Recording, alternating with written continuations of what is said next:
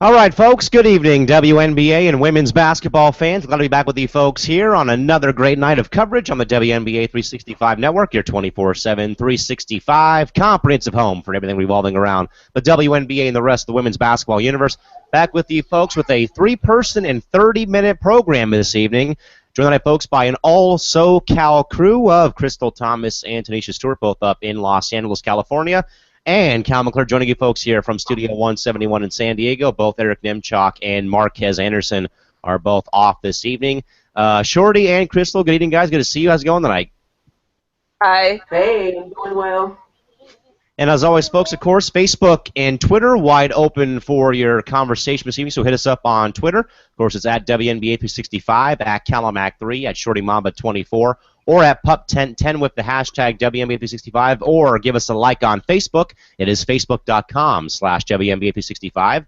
Go over there and check out the page, and of course, we'll keep you up to date on Facebook with all the scores, news, and everything else going on with the W and women's basketball world. Shorty and Crystal will start, of course, with 3 games on the schedule tomorrow. They're all going to be either early morning or very late games tomorrow. Of course, we do have, again, 3 games on the schedule once more for Wednesday, May the 18th of 2016. We will, again, be having Chicago hosting Minnesota. That is a 9:30 a.m. tip-off, and then the 2 night games at 4 o'clock Pacific, 7 Eastern time will be the Mercury visiting Indiana as well, and also Dallas will be at Washington. So, Shorty, 3 games on the schedule. Again, 1 pretty early in the morning, again, a 9:30 tip-off for us West Coasters, and again, 2 late-night games.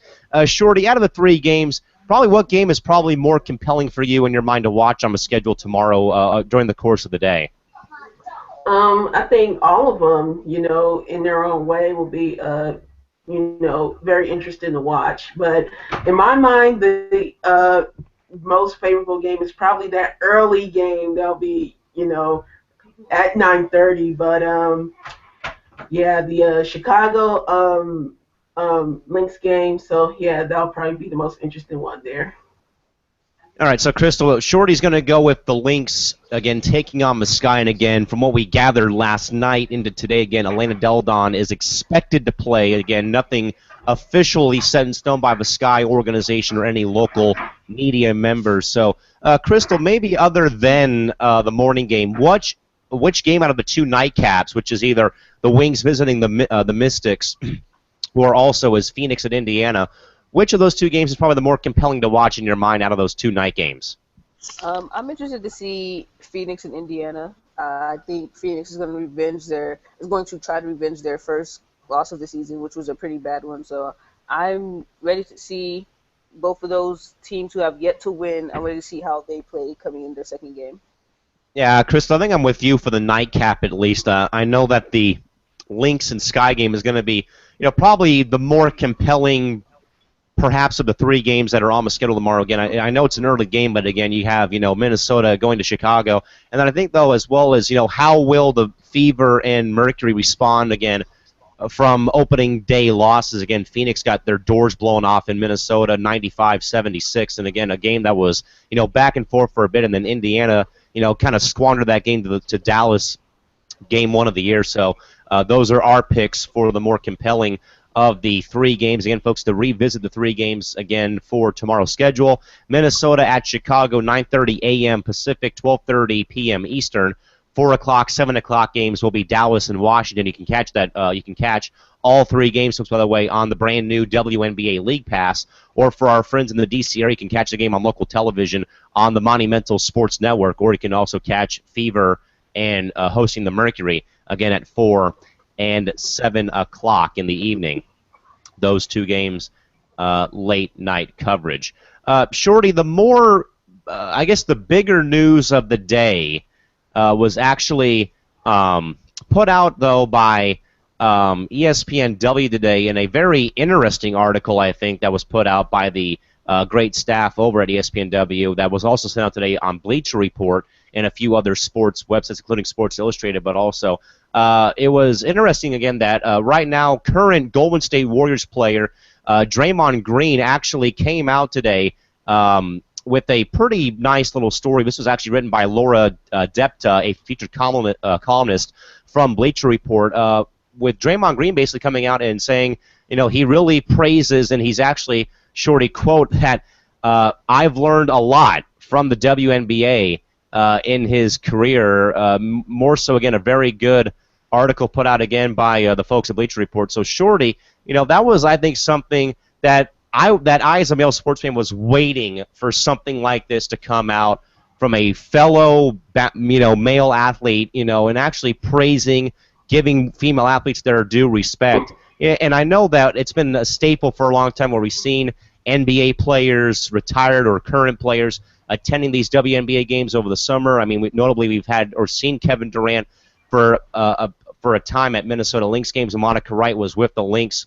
We had Kobe Bryant attend the Sparks home opener last year against Seattle, and we've had, at least when I was at the Mercury playoff game, Tyson Chandler, P.J. Tucker were there from the Suns. So, Shorty, now that we know again about the staple or the close knit or the close knitness, you can kind of say, between both the NBA and its sister league. But Shorty, now that a player actually comes up to the media and says, that the women's game has actually helped him improve his game as an NBA superstar, what does that say to you in your mind as you saw that article that they put out? I mean, I did read his article, and it's not very it's not surprising at all. A lot of NBA players, do follow the WNBA. Of course, a lot of them are friends with WNBA players. So it was a good read, and for Draymond Green to come out and talk about how he learned the fundamentals from the women's game, how they can stop on the dime to hit the jump shot, how they can accurately pivot, on the court and things like that. So it was a good piece, and like I said, ultimately, it's not surprising because NBA players, they are, one of the few people that actually respect the women's game, and like I said, they're friends with a lot of female ballers, so they respect the game. It's only the you could say NBA fans and the so-called, as I would like to call, 2K ballers who think they can beat these female athletes, the ones at the rec centers and the gyms and things like that, the scrubs, at the YMCA and places like that. They're the ones who disrespect the women players, look down on them and things like that. But no, it's the NBA players that respect the WNBA. We can go back to last year when I wrote the article about Kobe Bryant and his respect for the women's players. So again, NBA players for the most part, are on par with the WNBA, unlike everyone else. And Crystal, that's the biggest thing, though, I think, though, when I read Draymond's article again. Here's a guy that, is, again, possibly on a team that could win back-to-back NBA titles, who was, pretty much, a no-name player in the NBA up until last year with Golden State, but yet he comes out and says this, really good piece, really good stuff that he drops about the WNBA and the women's basketball game specifically. And, and it kind of, I think, banks off guys about how Elena Delle Donne had come out, after the mean tweet video that she had read with Courtney Vandersloot for a little in-game promotion for the Sky, along with the fact, though, too, about how she's been, kind of like the new advocate for the WNBA in whatever it may have been, whether it was, the rim idea that she, tossed around for a bit, or whatever it may has been, for her, in regards, though, of how she had pretty much called all the, haters and, and all those people that, disrespect the WNBA, high school has-beens, or as Shorty calls them, video game ballers or whatnot. But, Crystal, what do you take away, though, from Draymond Green's, again,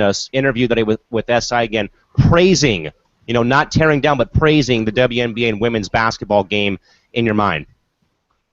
I mean, like Shorty said, a lot of NBA players never really had an issue with the WNBA. It's mostly, like Shorty said, the wannabe ballers, the has-beens, the high school greats, the 2K tournament winners. Those are normally the ones who have the issues with women's basketball. But I hope Draymond Green coming out saying, I learned more for the WNBA will hopefully teach younger generations of guys and probably college players that they should too watch the WNBA because it's really good basketball, a really good learning tool.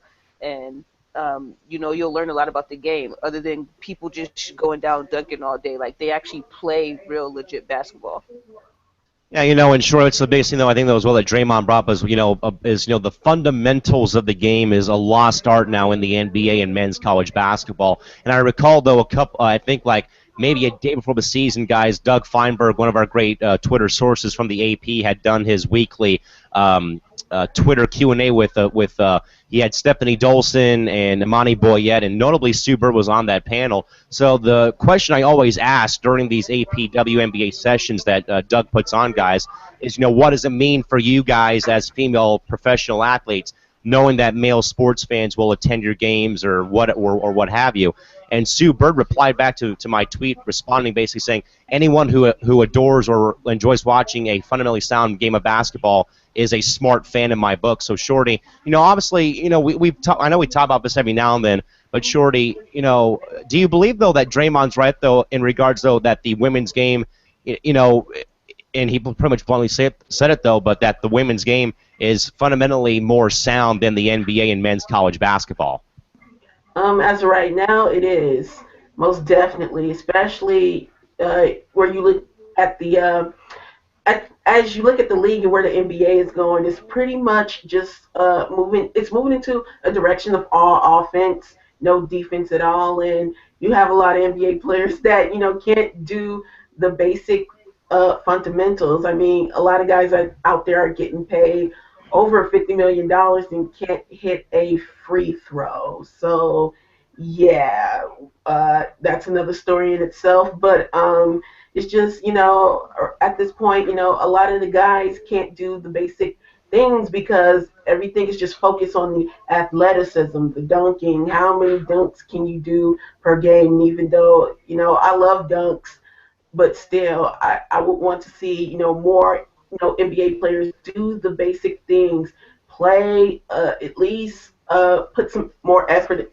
into the defensive end instead of just, running up the court and trying to do some flashy dunks. And I think that part is lost in the NBA right now. And at least, hopefully, a lot of the future generation of the NBA, these NBA guys and college guys, as Crystal was referring to, watch these women players and pick up on, those basic fundamentals that is becoming lost within the NBA as of now. Crystal, I think out of all of us in the hangout tonight, you're probably the one that's been around basketball probably longer, playing-wise at least, than all of us. Crystal, do you agree, though, with Draymond Green's comment, though, that he feels again, that the women's game is far more fundamentally sound as of right now than the NBA and men's college basketball?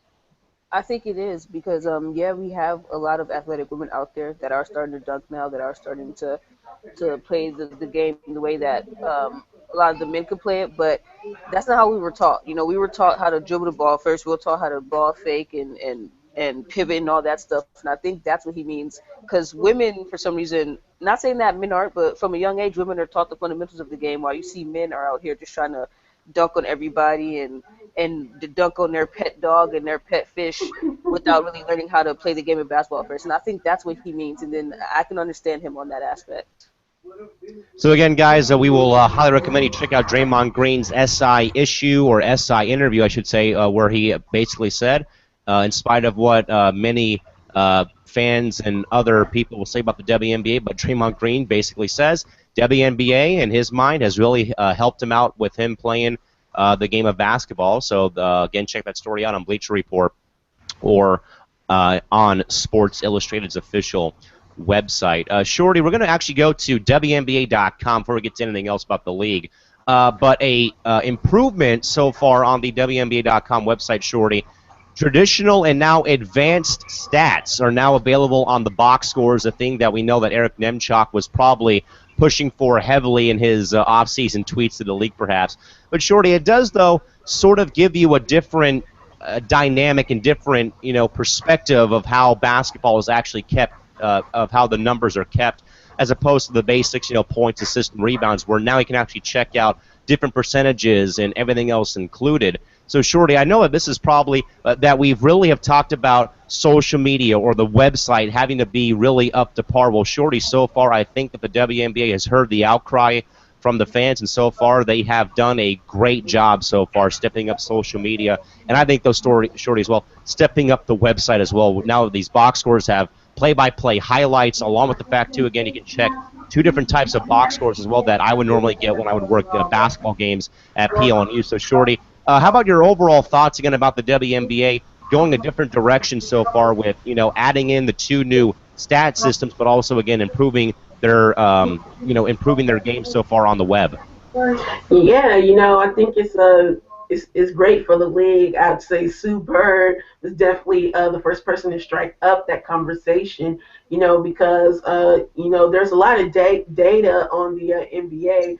Using advanced stats. So those are the statistical data that Sue Bird brought up and was saying, that's what the WNBA needs, to even provide more data about the league than just as the basic points, rebounds, assists, turnovers, and things like that. Providing more stats will, give you, it'll tell, a much deeper story, about players and how, they are on the court, adding the assist to turnover ratio, their usage percentage, the defensive rating and things like that. So yeah, adding more stats will just tell more about each and every player in the W. So again, Crystal, we again have seen changes a little bit in regards to social media. That game's been stepped up, but also again how the WNBA again has really beefed up their stat boxes, their box scores now for live stat tracking again in regards to the video play-by-play highlights along with the full game recap highlights. But again, having the traditional box score, then the more analytical side of the story, as we already brought up, or as Troy brought up, though, about Sue Bird really striking up that conversation and getting it done in that aspect. Crystal, what are your thoughts, so again, about two different types of box scores, and plus as well, again, about how the WNBA has really stepped up their game so far this early in the year in regards to web coverage? I'm glad that they're finally adding that. I mean, the game has advanced, and I think the stat should advance as well. I think Sue Bird got her wish. I remember, I think it was one of those Doug Feinberg questions. I think somebody asked her about it, and I believe that's where it came from. But I've seen it, but I don't remember where I've seen it at. But that just lets you know that the game is trying to evolve, and that it very well it should. I mean, the athletes are getting better. There's more stats to take account of now, and I'm kind of glad the WNBA website is trying to finally update itself after we've been going through the mill for I don't know how many years. Guys, we'll stop by the chat box and say hello to our good pal, Mr. Steve Rice of Women's Basketball Daily. Folks, be sure to follow Steve on Twitter. It's at WBB Daily. Guys, in regards to what we brought up about the Draymond Green article from Sports Illustrated, Steve wanted to remind me and remind us that the WNBA did do television spots with NBA players a few seasons ago. The tagline was, quote, "Basketball is basketball, one season, nothing since." And also wants to point out as well, guys, that the WBB State website is back online as of this evening. So, Steve, thanks for dropping by, buddy, and thanks for stopping by and joining us here tonight on the program. All right, Shorty, we'll visit Michelle Smith's article from Inside the W. That was posted kind of like her weekly recap of everything. So, Shorty will start off with her first bullet point that she brought up was about Candace Parker's 34-point game for the Sparks and their 30-point victory over the Storm on Sunday. Shorty, the question I want to pose, though, to you was, in regards to Parker's 34-point game, more so a message to USA Basketball for being left off the roster, or is Parker poised for a third MVP title? Which one do you think is probably more fitting in your mind? Is it more so the message to USA Basketball, or that she's back and looking for a third MVP and also her first title? I would say it might be a little bit of both. Now, Candace has already come out and said that she's not really focused on what happened with USA Basketball. She pretty much said what happened has happened, so now she's moved on. But I do just think, like, in the back of her mind, she do because that happened, she want to come out and play even much better, this year because of that. But other than that, I don't think that is the focal point of what Candace Parker is aimed to do for this year. Just ultimately, she says she's focused on a championship for the Sparks. So she's going to come out and have a dominating game like she did in this recent game with the 34 points. So I think a little bit of what happened with USA basketball might play a small part in it, but overall, it's not the main focal point for what Candace Parker wants to do this season. So, Crystal, what do you think is the message that Candace Parker's 34-point game sent? Is it more so sent towards USA basketball or to the rest of the league in your mind? Um, I don't know if it's really a message. I think she's making up for lost time of last year. She really didn't play in the beginning of the season last year due to rest. Um, Probably like 15% was to Team USA basketball, but I think more of it was just so much like her proving herself. Like, okay, I'm 30 years old now. They probably think I'm quote unquote washed up, but I'm letting you know that I still have a lot of game left. And I think she's just letting the league know that this is a different Candace Parker and that people should watch out for her. Yeah, no, guys, I think that I think that CP buried the hatchet about USA basketball back on April 26 when she made the Twitter announcement, and again, in a very professional manner, again about expressing that disappointment, but again, still felt I guess worthy or felt thankful that that she was in the mix for Rio, but more so I think it's about something heavier than the gold medal. I know that she already has a few, but I think it's more so about hey, to prove a point that that I'm going to, that probably, as I would agree, though, with Crystal about, making up for lost time, though, as well. And, again, trying to end that 8-year drought of not having won her first championship as of yet. Shorty, the next point I want to bring up, player that will return to make a bigger impact with their ball club, EDD with Chicago or Skylar Diggins with Dallas. What do you think? At this point, I would say uh, to be truthful, I'd say EDD with Chicago because, of course, well, she's going to come back, but in the next game, but still, Chicago can win a few, you could say, games without her during to us. Um, because of certain opponents is what I'm trying to get together. Sorry, a little tongue tied, but you know, it when it's if it becomes against certain opponents, like maybe lesser opponents, then I think Chicago could do well. They can win a few games without EDD, but they're ultimately going to need her. For Skylar, I mean, not so much, and I don't want to say that she's not a factor, but look at Dallas so far. Like I said, it all goes back to last year when they continued their playoff push and ultimately made the playoffs without her. And even though they dropped their last game, but still, I think Chicago's going to need EDD more than Dallas is going to need Skylar. To be honest, I think they can make another playoff push, regardless if she's with the team or not. All right, so Crystal, what do you think? Returning player that will make a bigger impact in their first game, EDD with Chicago or Diggins with Dallas? Who do you think and why? I think EDD. I have to agree with Shorty. I think Chicago probably needs EDD more than Dallas needs Diggins, because Dallas. You have to remember Dallas just got Aaron Phillips and they have Odyssey Sims there still, and they have a nice young group of players. Whereas if EDD was gone from Chicago, not saying that Chicago won't be a good team, but I think they would struggle a lot during the season. So I think EDD coming back for them is big. I mean, they played well their first game without her, but I think it's the fact that they know she's coming back, which is why they're not really too worried about it. But I think EDD is a way bigger factor than probably Skylar Diggins right now. All right, so we got that one. Guys, we'll move on out to one more injury question more so. And this is if both these players return, but returning player from off-season injury that will make a bigger impact on their ball club. Is it Ivory Lotta, Shorty in Washington, or will it be D-Rob with San Antonio?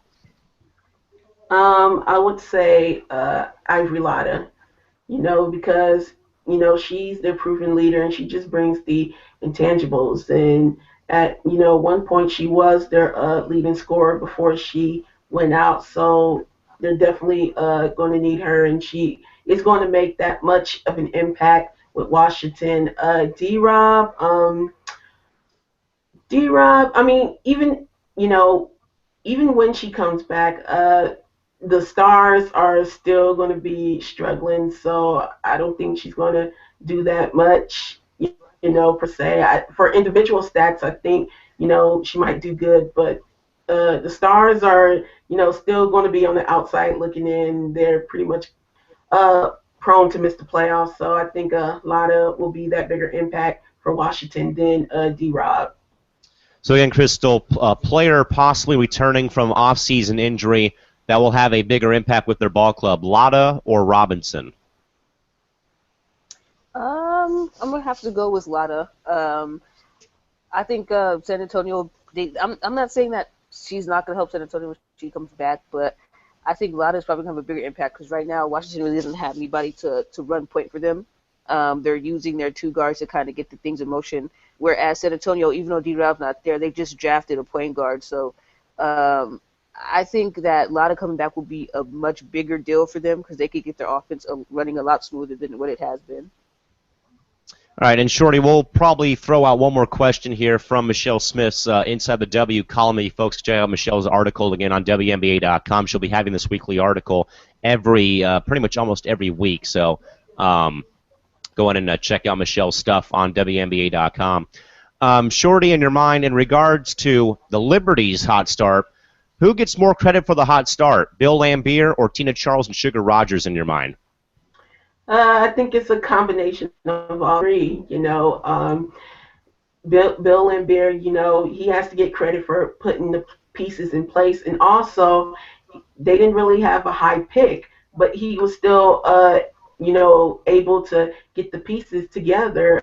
I mean, so definitely big credit for him for that. And then, the players as well, Charles in the two games, double doubles, Sugar Rogers on a hot start. I think in the first game scored what? In the second game scored 24 for them. So I think it's a combination of all three that has the Liberty to a hot start so far.